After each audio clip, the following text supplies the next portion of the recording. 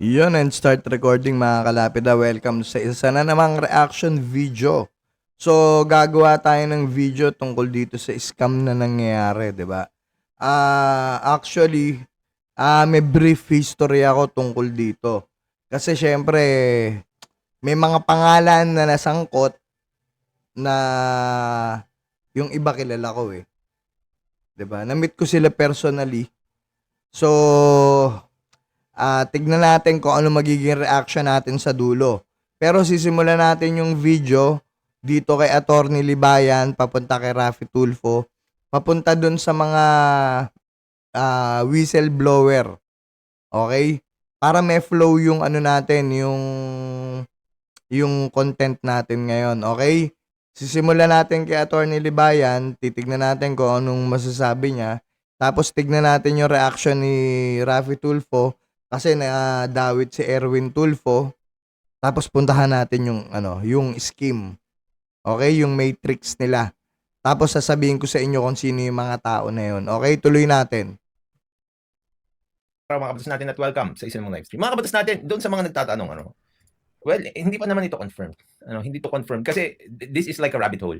Mula nung nangyari nga yan, yung casino junket na yan, baka makita nyo yung Mula nung lumabas yung casino junket na yan, mga kabatas natin, ang dami nang lumalabas na ganito. No? Ito galing kay Bernadette C. Smith.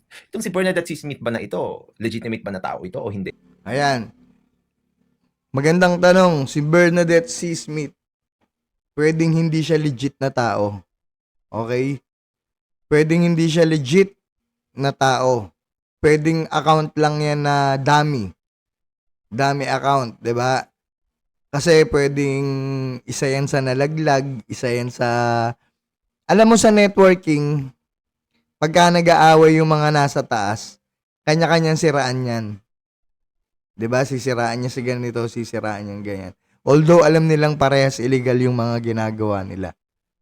'Di ba? Papakita ko sa inyo mamaya yung malinaw na matrix nilang ganito.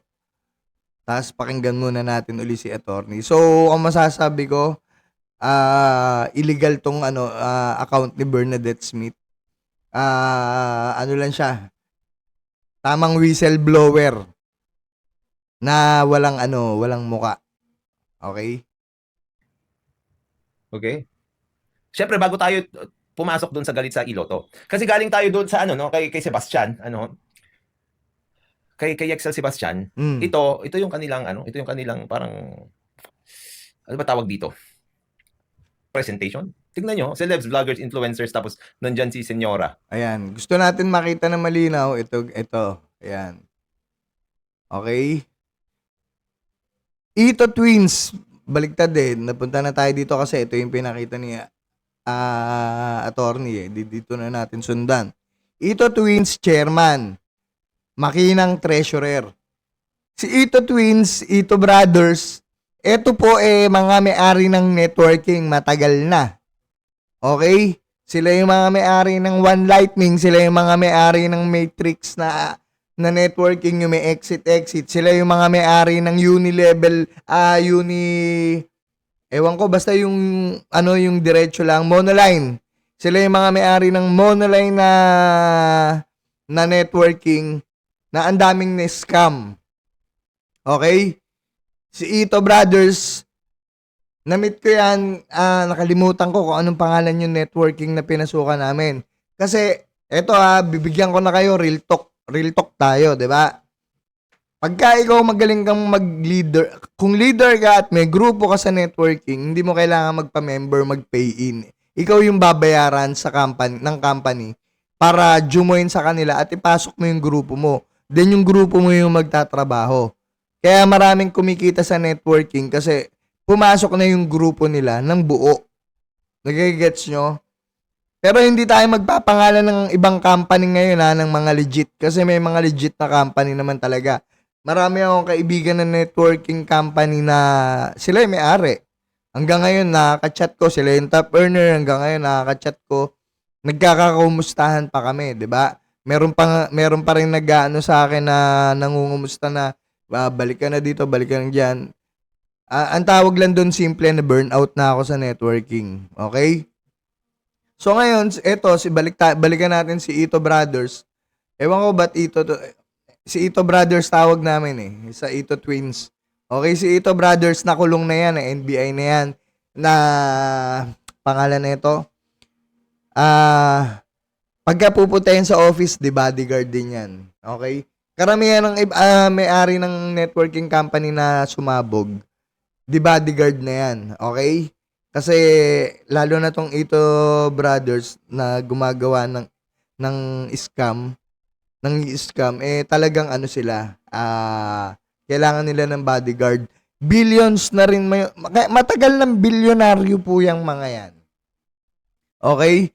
Sa limpak-limpak na nakukuha nilang pera, sobrang bilyonaryo na nila. Noon pa po, nasa year 2010s, bago mag 2010s, late 2000, ganun. Mas maganda, 'di ba?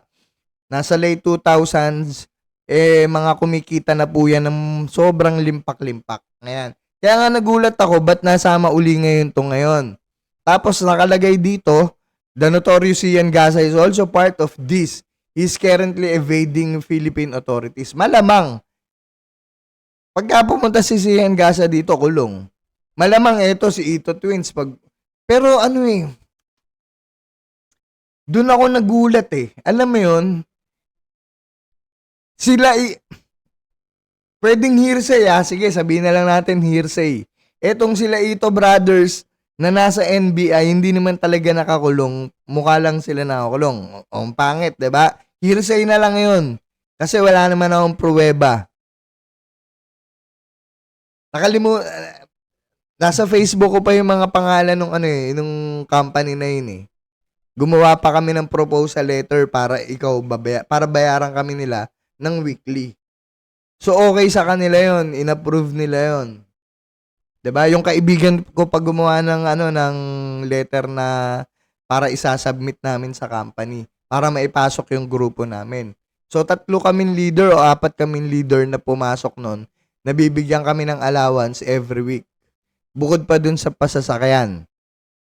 Kasi nung time na yon, may sasakyan na ako, ang inaano ko sa kanila, yung monthly, sila magtutuloy. Okay? Sila Ito Brothers. Ngayon, eto, may nakalagay, CC fraud, may casino, celebs, vloggers, influencer, skincare industry, lab scam. Okay?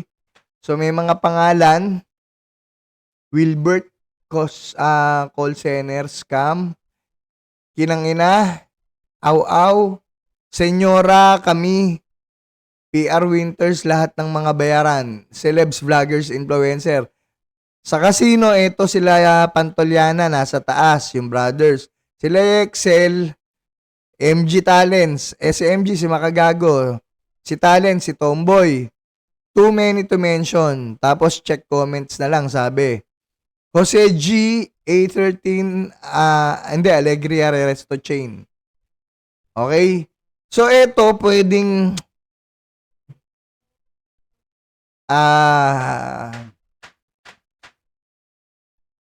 money laundering in the making. Hindi na in the making eh. Ginagawa na nila. Okay? Pakita natin yung ibang pictures. Papakita natin. Saglit lang Wait.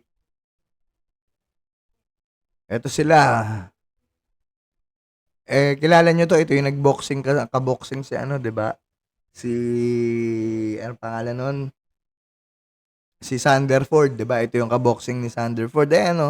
Alam naman natin na yung mga pera na yan, ayan yung mga millions na nakuha nila sa mga tao.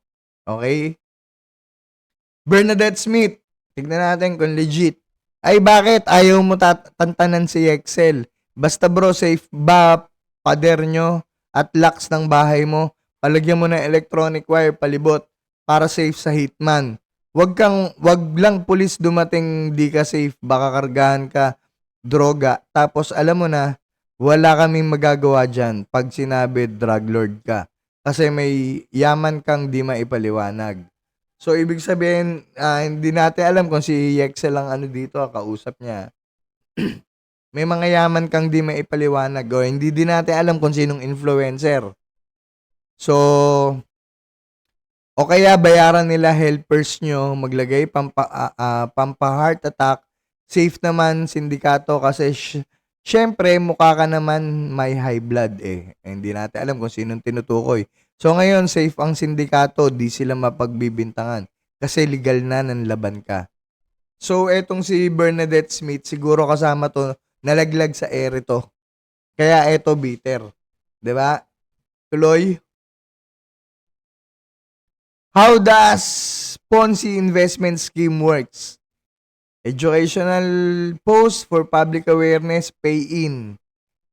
First month, 3M. Oh, puta, grabe.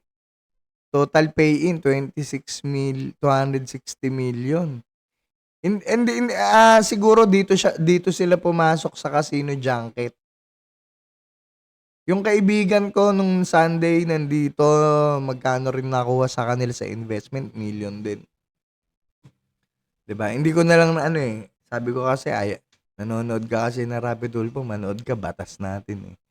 Ayan tuloy, 'di ba? Ayan oh, ang laki oh. Let's say pay out 10% per month, too good to be true uli. 'Di ba? Oh. Jem Tomawis, another scammer po. Nag-invest po kami, mag-asawa ng 3 million po last February 10, 2023. Pinangakuan kami, 10% monthly. Doon pa lang, mag-isip na kayo. Di ba? Sa first 3 months po, nakatanggap po kami. After 3 months po, hindi na. Siyempre, pinakagat lang kayo. Hindi ko na po sila makontak. Senador po daw kasama nila sa negosyo. Kung may information po kayo, please feel free to call or text us po. So kung senador yung kasama nila, pwedeng senador to na ngayon senador. Okay? Feel free, call, text us po. Willing po kami mag-file ng kaso po kung may info po kayo kung saan yan sila. Wala na po sila sa bayan. Wala na po sila sa Pilipinas. Natakasan na po kayo. Okay? Jem Tomawis, kawawa naman kayo. Dapat alam niyo yung red flag. So, yung greed talaga din ng tao minsan, yan din yung nagpapahamak sa atin. Okay? Pati sa pagko-content, kung nagiging sobrang greedy ka na sa content, yan din naman magpapahamak sa inyo. Okay?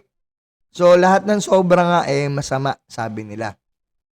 Ngayon, eto, nakalagay dito, may contact sila after, hindi po, ayan. Senador po daw kasama nila sa negosyo. So, sino kayang senador yung kasama nila sa negosyo? Kasi lumalabas si Manny Pacquiao. Hindi naman senador na si Manny Pacquiao, di ba? Hindi na siya senador, okay? So, pwedeng investor din si Manny Pacquiao. Pero I doubt din kung gagawin to ni Manny Pacquiao na papasok sa mga ganitong scheme. Hindi na kailangan ni Manny Pacquiao yung mga ganito eh. 'Di ba? Kasi minsan ang senador for protection, for ano na lang 'yan. Sabi ko sa inyo, hindi naman sa pera habol ng senador eh. Ang habol niyan kapangyarihan. Ang habol niyan impluwensya. 'Di ba? Ang kongresista yan, habol niyan pera. Tandaan nyo hanggang ngayon nandun pa rin ako sa sinasabi ko na statement na yon, consistent pa rin ako. Ang senador for influence at power, ang congressman sa mga pera, yan, umahawak ng project yan. Ang senador hindi. Okay, tandaan nyo yan. Eto na, senador, sino ba yan? Senador, question mark. 'Di ba? One Lightning, ayun yung sinasabi ko. Dati pa to, One Lightning. Matagal na to. Matagal na to, One Lightning.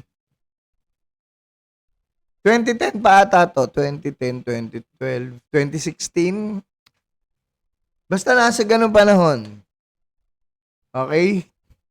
Ito si Ito Brothers, magkapatid yan. Sila yung may-ari. Okay? Some of his products and their Facebook as follows. A new breakthrough in the science and beauty. May product to pero hindi siya worth. At yung product nila hindi goods. Okay? So, meron pa ba? Tignan natin.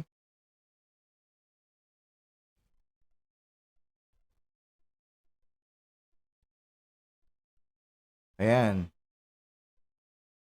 Ang aming mga sandalan. Ito si Hector Pantaleon. 'Di ba? Pantaleona, basta siya na 'yun. 'Di ba? Ito yung mga siguro mga influencer to. Okay? Money laundering cycle.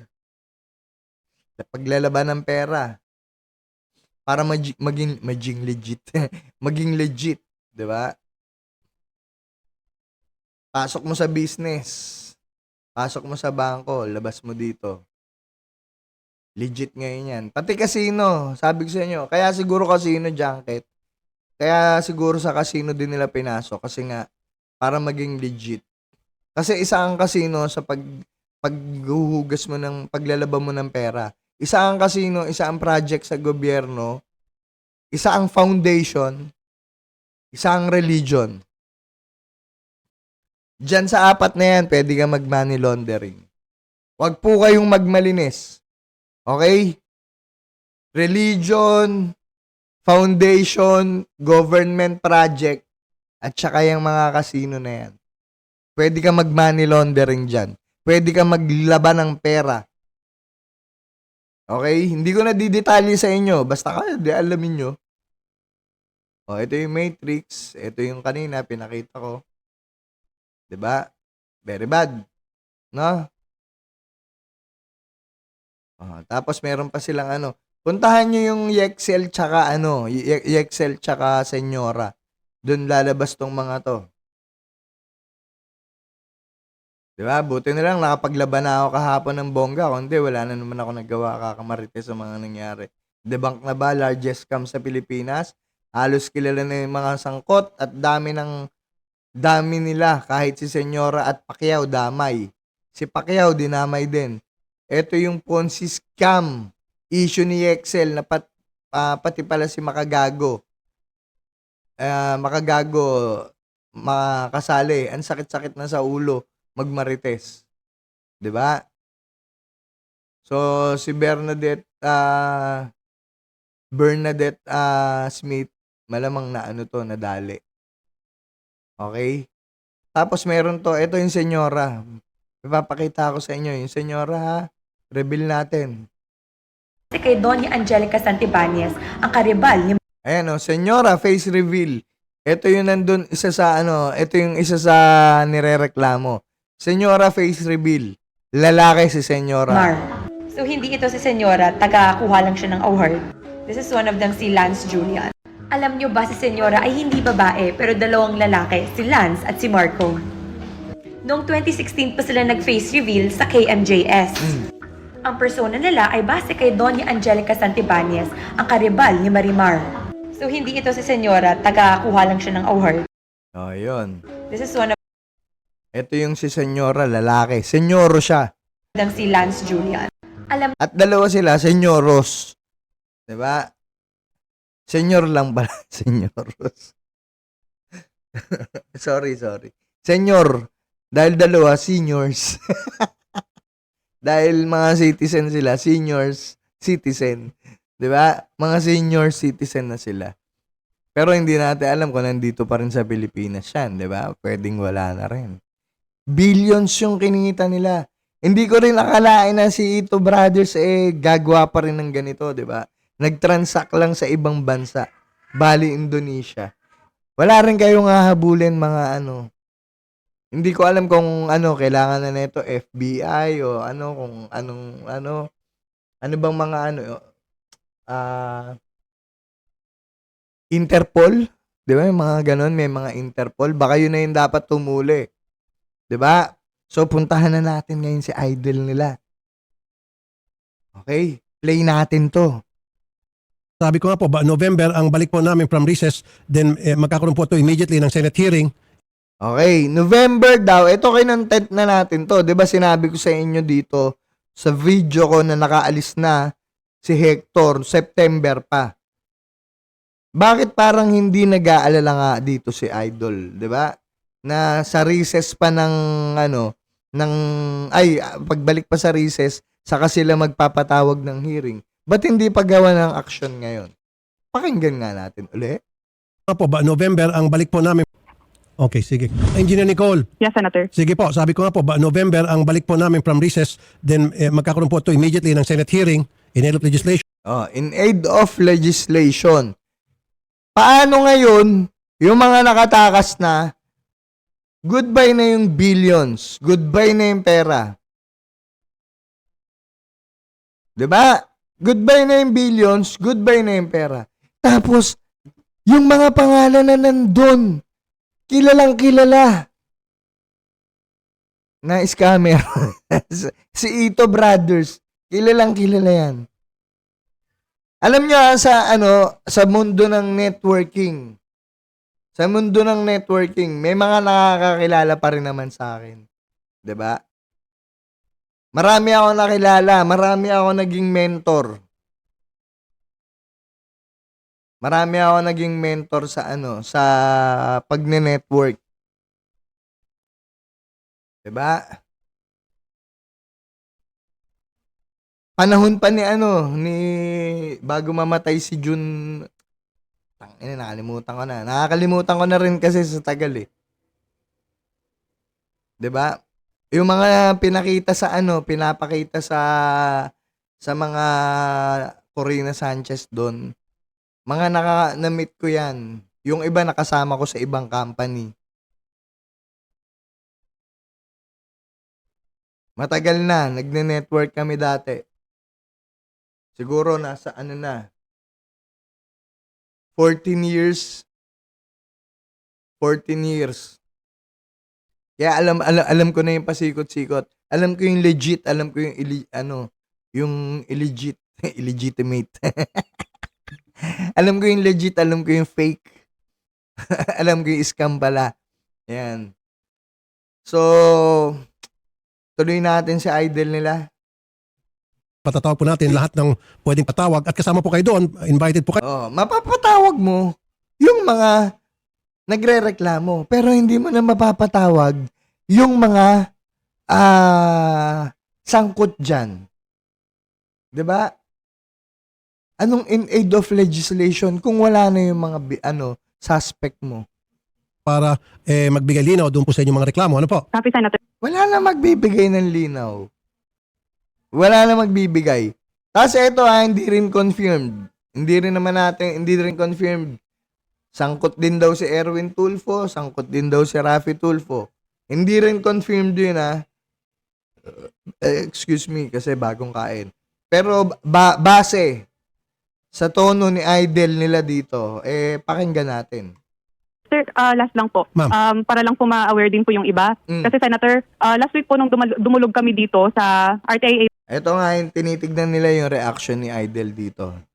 Get, bali in-advise po namin yung mga clients po namin, yung mga kasama po namin na lenders, investors, na nandito po kami sa Tulfo nagpapatulong. Pero one of our investors po Tignan mo may idea na siya eh. sa amin, hindi daw po sila maniwalang tutulungan niyo po kami kasi sabi po nila, si Sir Erwin Tulfo daw po nagpasok din daw po sa Team Pasig. Kaya piniflex lang po nila. Para nagulat siya. 'Di ba? Hindi daw po kami matutulungan ng Tapos nangiti. po ninyo dahil kasama daw po ni Sir Pantoliana si Sir Erwin Tulfo na investor din. Ma'am, ang scammer, lahat ng pananalita gagamitin nila. Pero pwede rin totoo. Pwedeng totoo, pwedeng hindi totoo. 'Di ba? Scammer nga eh. Pwedeng totoo, pwedeng hindi totoo. Alam nyo ba? Alam nyo ba? Maraming mga general, maraming opisyales, maraming nasa gobyerno ang naloloko din sa mga investment scam. Nagsimula yan nung first quadrant o Forever Living. Tandaan nyo kung sino yung mga nandun. Mga politiko. Sila nagbukas ng kumpanya. So, pwede. Make sense, di ba? So, pwede ang mga politiko, pwede pa rin pumasok dyan. Wala naman pipiliin yan, lalo na kung pagkakakitaan at mali, mukhang pera. Di ba? O, tuloy natin. Tulfo na investor din. Ma'am, ang scammer, lahat ng pananalita gagamitin nila para ma-confuse kayo, para matakot kayo, para ma-discourage kayo. O, paano kung totoo nga? Ba't hindi mo tinawagan si Erwin Tulfo dyan? Live! On the spot! Parang yung mga ginagawa mo. O de, tawagan mo si Erwin. Ano po yung mga scammer? They'll do everything na para Yes, to protect themselves. Okay? O, ikaw nag-protect kay Erwin. At nakita niyo naman po kung paano kayo magtrabaho. Dapat be fair. Patas ka dapat. Tinawagan mo rin si Erwin. Call a friend. No, call a brother. Dating mo ng November, pagbalik namin sa recess, ito po yung unang-unang Pagdating mo na November, pagkatapos ng recess, lunch na. Tapos na. Wala ka nang hahabulin. And eto yung pinakamalaking scam na billion-billion. Kwento ko sa inyo yung Swiss Gold franc Swiss. Ang daming alam no? Yung franc Swiss dati, nagpapatayan dahil lang sa komisyon. Nagpapatayan, pinapapatay yung mga tao dahil lang sa komisyon. Yun yung franc Swiss pa nun. Ang dami na nagpatayan din dyan sa mga investment scam na yan. Or scheme. O Ponzi scheme. O anong gusto nyo itawag. Pero ito lang sabi ko may legit na network marketing. May mga nag-endorse sa legit na network marketing. Binabayaran lang sila. Pero hindi sila kasali doon. Yun, hindi ko alam kung may kaso, di ba? Kasi lalo na kung legit naman kung may nagreklamo, hindi pa natin masasagot yan. Diba? Katulad nung nangyari kay Ricardo Cepeda, sabi niya model lang siya pero ang daming warrant na lumabas. So, imposibleng wala rin siyang kinalaman, diba? Hindi ka naman pwedeng warrant, kung diba, sana ko isa lang, diba? Pwede mo ipagtanggol na model ka lang. Pero sa dinami-dami ng warrant na lumabas sa'yo, malamang isa ka rin sa dun, ng scam. Okay? Kaya lang, ang pagkakaiba, si Ricardo Cepeda, nahuli. 'Di ba? Ito si Excel, nabigyan ng pagkakataon sa Raffy Tulfo in action, kinabukasan, babu. Okay? Si Hector Pantaleona, September pa lang, according dito sa mga nagrereklamo, wala na rin. So, wala na rin. Yung iba, sila ito, wala dito. Baka nasa Japan kasi ito. Joke lang. Nasa Bali daw, Indonesia, di ba? So, anong gagawin nyo? Anong in aid of legislation na sinong mumurahin mo? Yung mga yan, yung mga nabiktima, wala ka na mumurahin. Pustahan tayo, lahat yung mga nakatag dito, lahat ng mga nakatag dito, lahat ng mga nakatag dito, pustahan tayo, mawawala eh. 'Di ba? Si Rendon nga daw, umalis na eh. Oh. Anong gagawin nyo ngayon? Tapos yung senyora, hindi pa rin siya. Senyora face reveal, lalaki si senyora. Senyoro. 'Di ba? So yun yung take ko dito, sabi ko sa inyo, maging mapanuri kayo. 'Di ba? Tignan nyo kaagad yung mga red flag bago kayo sumali sa isang kumpanya. Yung legitimacy, yung papel, yung opisina, yung produkto. 'Di ba? Pero pagka ganyan too good to be true, awat na. 'Di ba? Awat na. Ganito sasapitin nyo, masakit ang ulo. Ito, ganito, ito, ayan o. Nakayuko na lang. 'Di ba? Ganito sasapitin nyo, sasakit lang ulo nyo. 'Di ba? Sinong nakakahiya ngayon? Kayo. Kasi bakit? Alam nyo nang may red flag. Tinuloy nyo pa rin. Bakit? Dahil pinakitaan kayo ng mga influencer? Dahil pinakitaan kayo ng mga politiko? May choice pa rin kayo para humindi. Naging ganid kayo? Oo.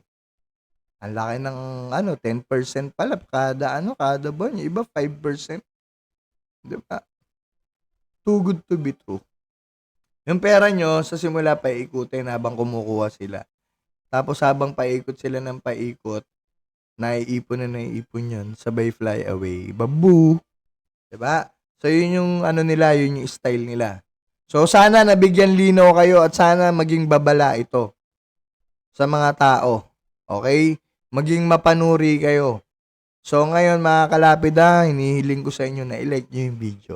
Siyempre, mag-subscribe na rin kayo dito sa channel. 'Di ba? Okay, maraming salamat po and stop recording.